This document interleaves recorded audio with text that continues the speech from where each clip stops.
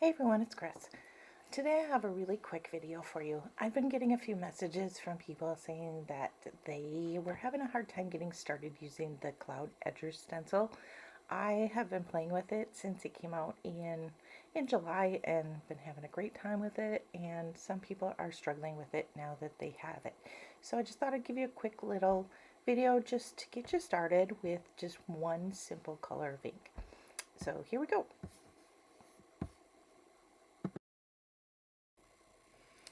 So here is the stencil, or a portion of it.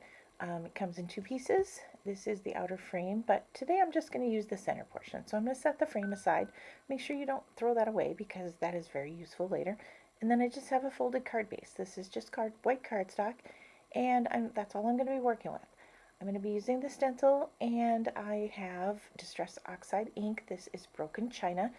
And I like using the oxide inks. The kind of the creamy texture works really well, and then I'm just using a blending brush.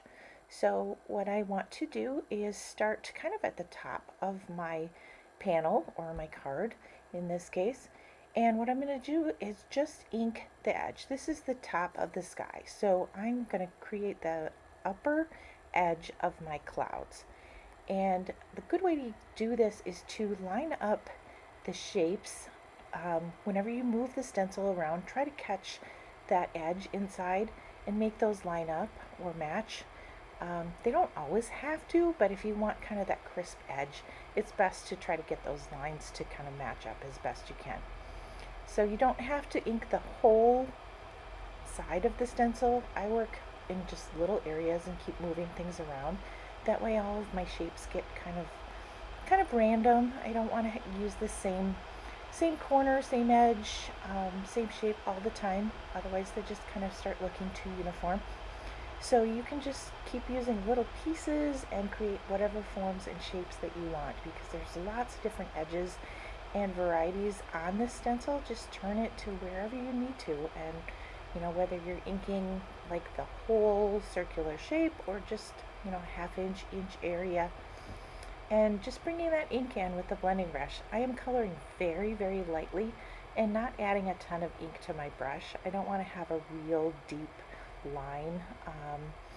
Just that contrast is all you need to start making these really fluffy shapes in your clouds. You can kind of pull those across in a line. You can just start making big billowy forms in the middle. I find that working from the top is easiest because my foreground clouds are going to be the lightest and the puffiest. So having that little shadowing area behind them works really well to kind of create that dimension.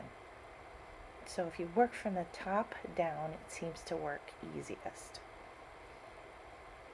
And you can go back in, you can add a little more little shading here. I'm just kind of adding a couple more little fluffs just to give it a little bit more shape. And that's really all it is. I'm going to stop right there because I just want it nice and light, and I'm just going to add a very simple sentiment.